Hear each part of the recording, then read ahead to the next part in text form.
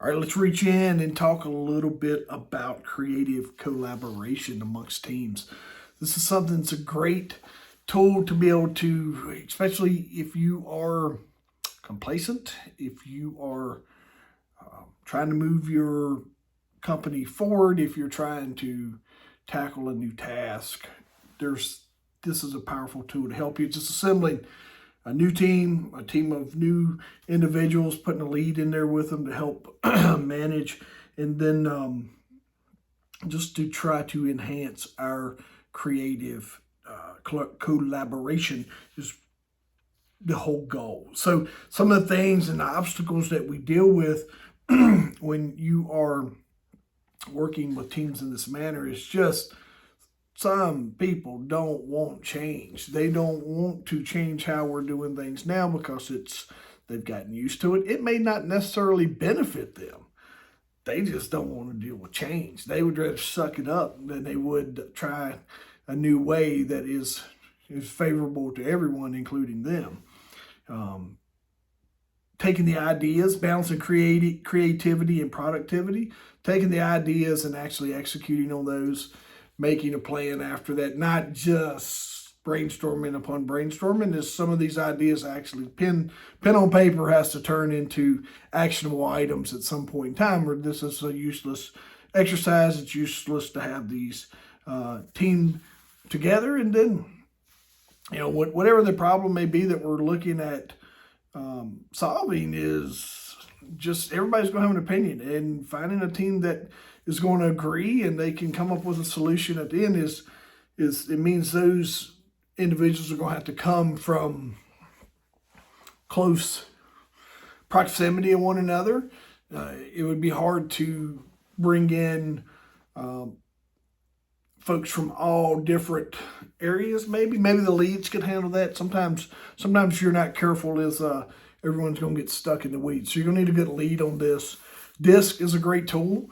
Is having members on this team that are made up of all personalities and not just one or one or two.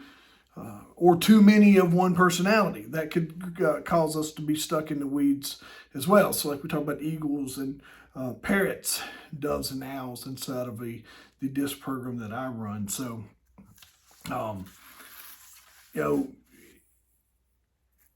some strategies for helping create this is just cultivate an open environment, kind of like you'll see my psychological, I can't remember the exact title of it, but it's just creating that an environment for learning, and an environment where teams can grow and their ideas can be heard, not necessarily acted on, but their ideas aren't considered negative, or they're able to operate without fear of repercussion from management.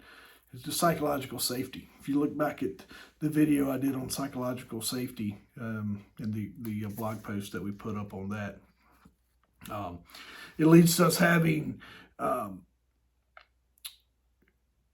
again, going back to what I said earlier, we just want to make sure we've got a team made up of all personalities, just so that varied backgrounds, varied personalities. That way, it leans into everyone's expertise. We're pulling from our rock stars inside of our team. Making time to facilitate the brainstorming sessions is making sure that we have this activity on our schedule, whatever that looks like, depending on the urgency of whatever we are trying to solve through this creative collaboration.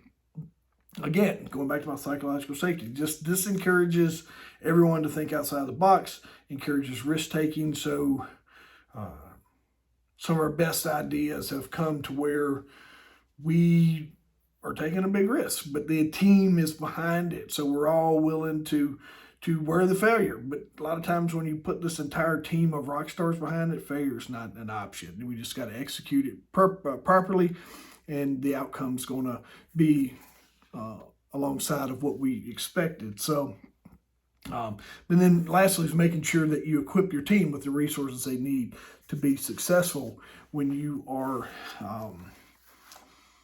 putting them all together. Make sure they have everything they need, all the tools, resources, set them up for success. The impact of this is just innovation. You're going to see new ideas. You're going to see new innovative strategies come down the pipeline for you. Our problem solving skills are going to go up because our teams are going to feel more comfortable working with each other. And you may find this creative collaborative that we've made, you may see them back together solving additional issues, and you may have multiple of these going on. No, the team bond, can't emphasize that enough. Just when we take problems and we disperse them amongst our team to help us figure out as leaders, it empowers them to take ownership within our company. And that cannot be stated. How valuable that is cannot be stated enough. It helps us cultivate new leaders because we are increasing our engagement with our team and motivating them to help us solve problems on a higher level, and how it affects the entire company or our entire mission, and not just them as individuals. And then as we started and opened and mentioned about, it helps us adapt to change. It helps us usher and bring in change that will help our company pivot, help our company stay stronger, whether it's a small team, big team, or what have you. These are definitely having a creative collaboration with your team will help you set you up for success in long term and years to come.